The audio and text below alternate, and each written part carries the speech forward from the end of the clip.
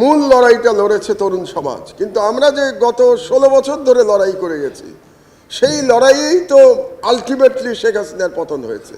কোন কোন পত্রিকায়, লিডিং পত্রিকায় আমার দেশ বন্ধ হওয়ায় এবং আমি গ্রেফতার হওয়ায় আনন্দ প্রকাশ করা হয়েছে।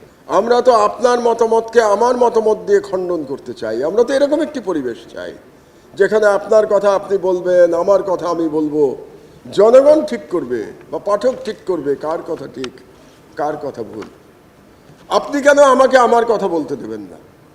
আপনি তো আমার দেশকে তার কথা বলতে দেন নাই। আমরা লড়াই করে গেছি। যখন মোহাচ্ছন্ন হয়ে আছে আপনাদের কাছে, শাহবাগে গণজাগরণ মঞ্চে সারা দেশ মোহাচ্ছন্ন করে আছে কিংবা করে রাখা হয়েছে মিডিয়া দিয়ে, 24 আওয়ার্স টেলিভিশনে দেখানো হচ্ছে সেখানকার কার্যক্রম।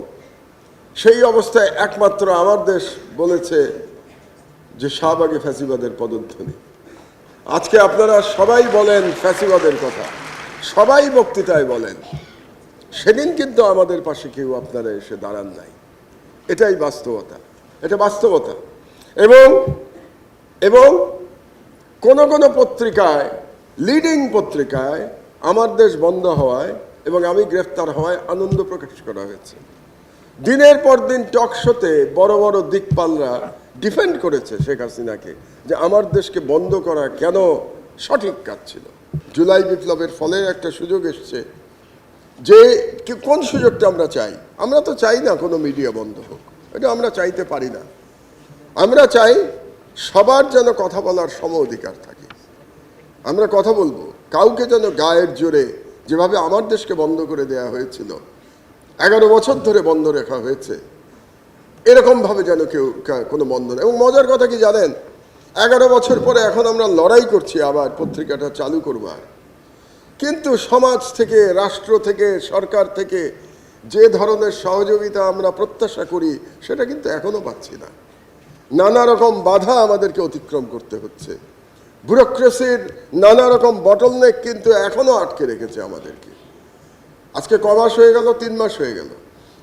আমি তো মনে করি সরকারের দায়িত্ব ছিল তাদের এগিয়ে আসা, তাদের জিজ্ঞেস করা উচিত ছিল আমাদেরকে যে কি লাগবে, আপনাদের পত্রিকাটা বের করার জন্য কি লাগবে। আমি জানি সরকারের বিভিন্ন অংশের সদিচ্ছা আছে, আসিফ নজরুলেরও সদিচ্ছা আছে যে আমার দেশ বেরোক, কিন্তু বের হোক সদিচ্ছা থাকা আর একটা পত্রিকা বের করা যে তার মধ্যে যে পার্থক্য, এটা আসিফ নজরুল সাহেব ভালো জানেন, কারণ তিনি মিডিয়ার লোক, তিনি মিডিয়াতে জীবন কাটিয়েছেন। তিনি জানেন যে একটা পত্রিকা বের করা, চালানো কত কঠিন। এবং এই যে 11 বছর ধরে এক শেখ হাসিনার দানব সরকার আমার দেশকে বিভিন্নভাবে ধ্বংস করে গেছে, সেখান থেকে এখন যে আমরা খুব দ্রুত পত্রিকাটা চালাবো, সেইটা চালানোর জন্য যে সহযোগিতা দরকার, সরকারের সকল অংশে সেই সহযোগিতা এখনো নাই। এটা হচ্ছে বাস্তবতা।